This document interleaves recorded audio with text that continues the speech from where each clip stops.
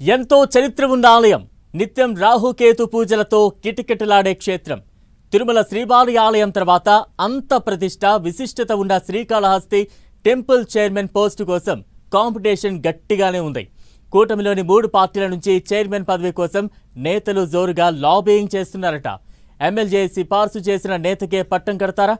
BJP కోటాలో ఆయనకు berth దక్కడం పక్కానా?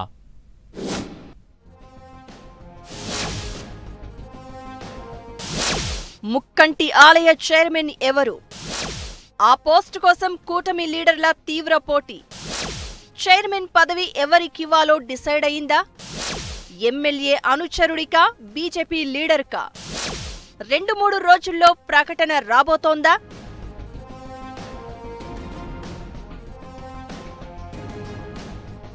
కూటమి ప్రభుత్వం ఏర్పాటైనప్పటి నుంచి ఏడాది కాలంగా శ్రీకాళహస్తి ఆలయ పాలక మండలి చైర్మన్ పదవి కోసం ఆశావహులు ఆతృతగా వెయిట్ చేస్తున్నారు. రాష్ట్రంలోని 6 సి కేటగిరీ ఆలయాల్లో ఒకటైన శ్రీకాళహస్తీశ్వరాలయానికి పౌరాణిక, చారిత్రకంగా ఎంతో ప్రాధాన్యత ఉంది. దక్షిణ కాశీగా పేరుగాంచిన ఈ ఆలయానికి రాహుకేతు పూజలతో దేశవ్యాప్తంగా ప్రత్యేక గుర్తింపు ఉంది.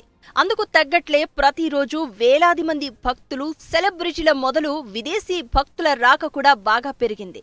ప్రతిరోజు కోటి రూపాయల ఆదాయం ఉన్న టెంపుల్ కావడంతో పాలక మండలి పదవికి అదే స్థాయిలో తీవ్ర పోటీ కొనసాగుతోంది. ఏడాదిగా ఆశావహుల ఎదురుచూపులు ఫలించే సమయం ఆసన్నం కావడంతో లాబియింగ్ను స్పీడప్ చేశారు. శ్రీకాళహస్తి సిట్టింగ్ ఎమ్మెల్యే బొజ్జల సుధీర్ రెడ్డి తన అనుచరుడికి ఈ పదవిప్పించేందుకు తీవ్ర ప్రయత్నాలు చేస్తున్నారు. కూటమిలోని జనసేన, బీజేపీ నుంచి కూడా ఆలయ చైర్మన్ పదవి కోసం ఒత్తిడి పెరుగుతోంది. ఆ శివానుగ్రహం ఎవరికి ఉందన్నది ఆసక్తికరంగా మారింది.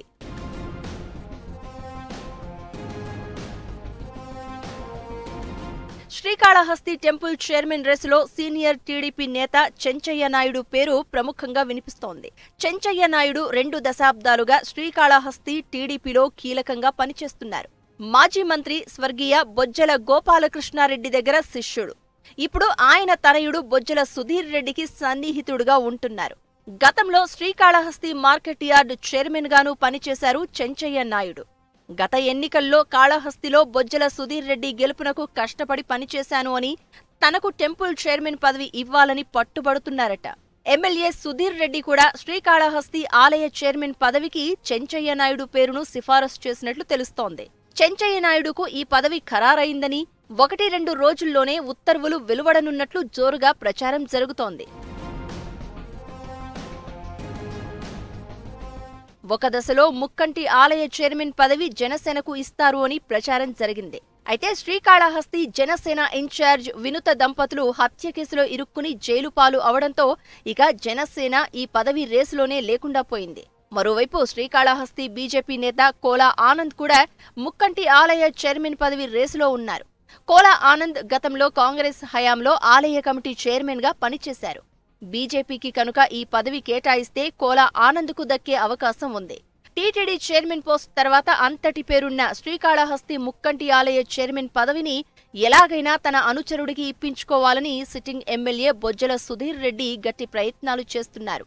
ఆయన వ్యూహాలు ఎంతవరకు ఫలిస్తాయో 1-2 రోజుల్లో తేలనుంది.